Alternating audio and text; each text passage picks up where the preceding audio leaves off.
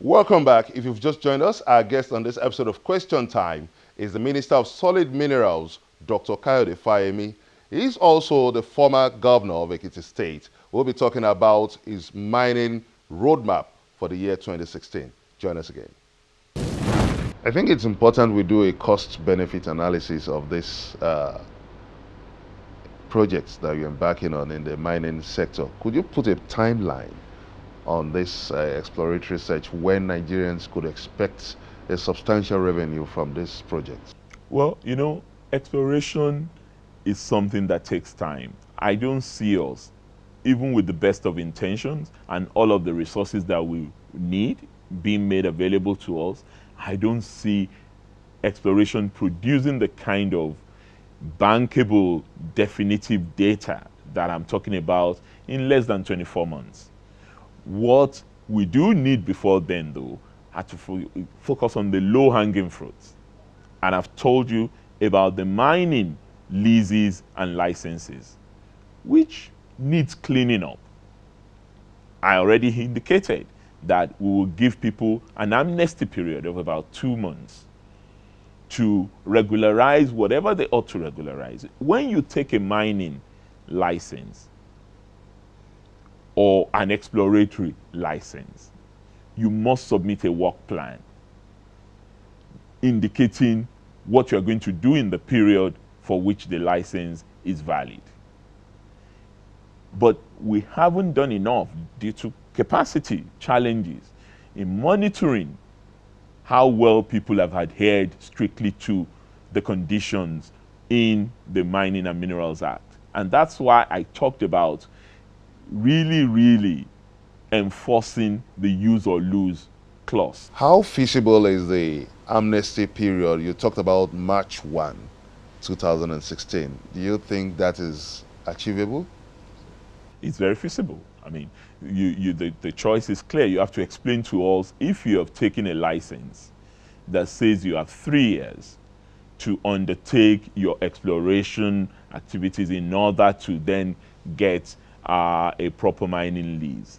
You need to be able to demonstrate to us that you've taken steps that are independently verifiable in the course of accomplishing what you claim you want to do. If you're not able to do that, and you have not been able to provide us with justifiable reason why you haven't been able to do that, then it stands to reason that you're just keeping that license, blocking further investments from taking place from people who are more serious-minded. Let's come to the use or lose clause in the Mining Act. Now, looking at the mining sector, it appears that it's been run by local, small, artisanal miners. And why are the local miners, the large-scale miners, why are they so reluctant in investing into the mining in the mining sector? We have one of the most attractive regulatory regime for mining around the world. But there is also a question of perception. Most people in the mining industry do not see Nigeria as a mining destination, unfortunately. They see us as an oil and gas destination.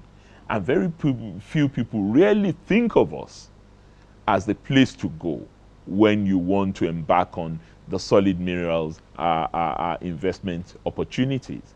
And that is a challenge that we need to confront. Change the perception of Nigeria as a non-mining destination. How do we do that? It would revolve around some of the things you've mentioned. Creating opportunities for the mid-tier and the majors. The truth of the matter is that majors really don't want to engage in exploratory activity. Now let's look at ways of making the mining sector attractive to the big players now, the big spenders. Would you be considering tax reduction and subsidy funding? We already have tax holidays for majors and mid-tier miners who want to operate in the Nigerian mining sector. We also have waiver in the Nigerian mining regulatory regime for them to bring in the equipment. You know, mining equipment are quite specific. They can be quite expensive. So we have in the law and in our regulation and policy opportunities for them to bring this in just with an approval by me as minister here.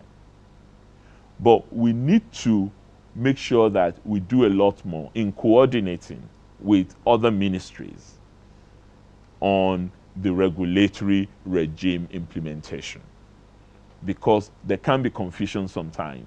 Some of the things that we have here in Nigeria, we also give waiver to some companies to bring it in to the country. I mean, we have barite here, but our NNPC imports the barite they use in drilling from Morocco and other places. Have you started collaborating with states that have this potential mineral deposits? Oh, absolutely. You know, I have an advantage. Being a former state governor, I know where the shoe pinches as far as states are concerned with this. The truth of the matter is that the constitutional position has not helped us, because the constitutional position makes it clear that anything relating to solid minerals is exclusive to the federal government. But you also know that that constitution, in its Land Use Act, makes it clear that the only person who can sign off on land is the state governor. So you need the state governor in order to access what is beneath the ground.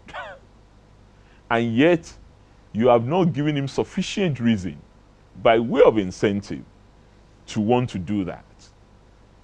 That is a long constitutional amendment process. I don't want to even go there, frankly.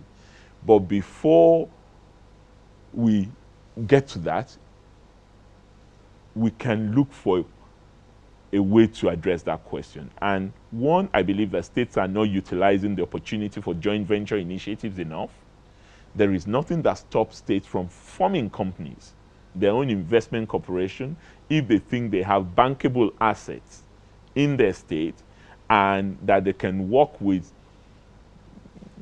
mid-tier mining operators or even big-time mining operators, local or international, in developing what is available in their state.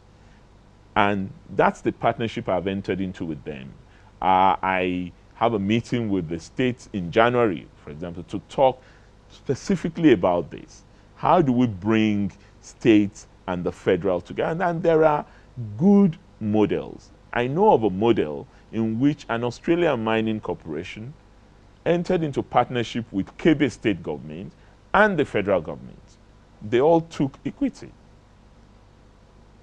And that's working. That's a model that I think can be replicated across the board. Could you tell us the states that you've approached? Frankly, mining is an equal opportunities area. Unlike oil, virtually every state in this country has something. We just need to do a lot more work to find out the quantity and quality of what they have. But there are three broad corridors that we can talk about. We have the Benue Trough. That's where you have the iron ore, and you also have some coal there. That's Nasarawa, Plateau, Kogi, axis. You also have the Stitch Belt. That's the western corridor, running all the way from Kebbi that I just mentioned, Zamfara, Niger, down to Osun. That is the gold belt of Nigeria. And if you look at that gold belt, it's on the same geographical axis as you find in Ghana.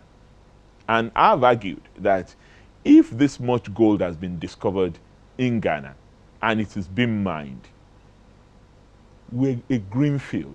We have not even been touched. And that is why this exploration is so critical to us, to know what we have. In the few finds that we have, they've discovered impressive reserves in Elisha.